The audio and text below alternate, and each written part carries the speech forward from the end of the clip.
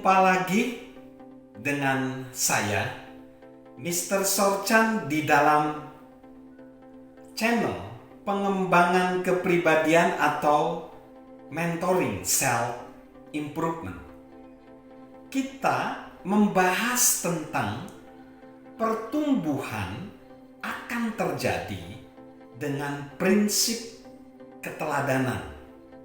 Kita perlu seorang pembimbing, seorang mentor atau coach. Dan kita membahas bagaimana mencari atau mendapatkan coach yang baik atau pengertian coach yang baik. Coach yang baik, pembimbing yang baik adalah pembimbing yang membawa perubahan di dalam kehidupan kita, perubahan yang positif. Seperti yang dikatakan oleh Andy Stanley dalam bukunya The Next Generation Leader. Anda tidak akan pernah mampu memaksimalkan potensi Anda di bidang apapun tanpa mengikuti pelatihan. Mustahil. Kita mungkin hebat, Anda bahkan mungkin lebih baik daripada orang lain, tetapi tanpa masukan dari luar, Anda tidak akan dapat sehebat yang seharusnya. Kita semua menjadi lebih baik jika ada orang yang mengawasi dan menilai diri sendiri. Memang membantu, tetapi penilaian dari orang lain sangat penting. Itu butuhnya seorang pembimbing, mentor atau coach. Kalau kita memperhatikan 5 huruf dari coach, itu akan menggambarkan ciri-ciri coach yang baik. Huruf yang pertama C, itu singkatan dari care, memperdulikan. Coach yang baik adalah peduli terhadap orang-orang yang mereka latih. Lalu huruf O, observe, artinya dia memperhatikan sikap, memperhatikan perilaku, memperhatikan performa daripada orang-orang yang dia latih. Lalu huruf berikutnya A, align, artinya menyatukan mereka, kekuatan mereka sendiri sehingga performa mereka maksimal. Lalu huruf yang selanjutnya C, communicate, berkomunikasi, menyampaikan, mengkomunikasikan, memberi umpan balik mengenai performa mereka. Lalu huruf yang kelima adalah help, membantu orang-orang yang dilatih untuk memperbaiki kehidupannya dan membantu performa mereka. Jadi 5 ciri ini penting, yaitu care, observe, align, communicate, dan help. Dalam proses pertumbuhan yang disertai bantuan dari seorang coach, biasanya mengikuti pola ini. Diawali dengan kesadaran. Kita menyadari bahwa kita membutuhkan bantuan dan bahwa kalau kita dibantu itu akan memacu pertumbuhan kita. Kalau kita memiliki kesadaran, kita beruntung. Kita akan memiliki pengalaman.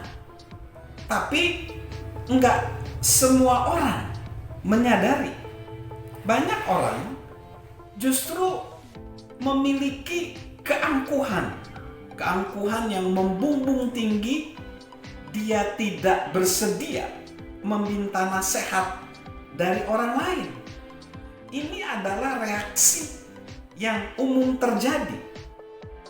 Dalam bukunya The Corporate Steve Lichess atau Pacuan Halang Rintang Perusahaan, psikolog Struly Blotnick mengatakan bahwa anak-anak muda di usia 20-an yang baru mengawali karir mereka cenderung malu untuk bertanya. Ketika mereka mencapai usia 30-an, keinginan mereka untuk menjadi individualis menyulitkan mereka untuk meminta saran dari para kolega mereka. Dan itu benar-benar dapat menghancurkan mereka. Supaya tidak terlihat bodoh, mereka hampir memastikan kebodohan itu sendiri. Reaksi lain ketika seseorang sampai pada kesadaran adalah merendahkan hati dan berkata, "Saya membutuhkan Anda." Keputusan tersebut tidak hanya menuntun kepada pengetahuan yang lebih besar, namun sering juga mengembangkan kedewasaan. Itu menegaskan setiap orang saling membutuhkan, bukan hanya saat mereka masih muda dan baru memulai, tetapi seumur kehidupan mereka. Charles Swindoll mengatakan dengan fasih dalam bukunya The Finishing Touch, tidak seorang pun yang menjadi rantai yang utuh.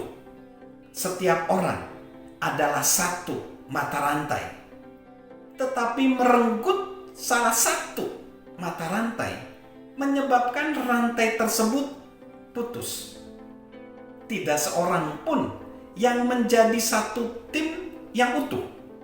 Masing-masing adalah seorang pemain, tetapi menghilangkan seorang pemain mengakibatkan permainan berakhir. Tidak ada seorang pun yang menjadi orkestra yang utuh. Setiap orang adalah pemain musik, tetapi meniadakan seorang pemain untuk membuat simfoni tidak lagi lengkap. Anda benar, kita saling membutuhkan. Anda membutuhkan seseorang, dan seseorang membutuhkan Anda. Kita tidak dapat memenuhi kebutuhan sendiri. Untuk membuat kehidupan berjalan dengan baik, kita harus bertopang dan menopang, mengakui kesalahan dan memaafkan, menjangkau dan menyambut, melepaskan dan mengandalkan. Karena tidak seorang pun yang utuh, mandiri, bersuasembada, super cakap, jagoan yang maha kuat. Marilah kita berhenti bertingkah seperti itu. Kehidupan sudah cukup sepi tanpa kita memainkan peran yang bodoh itu. Permainan telah usai. Mari kita saling berhubungan. Jadi, sahabat Mr. Sorjan, kita membutuhkan orang lain bagi pertumbuhan kita. Kita membutuhkan pembimbing, coach bagi pertumbuhan kita. Salam untuk bertumbuh secara kepribadian kita, dan salam sehat selalu dari saya, Mr. Sorjan.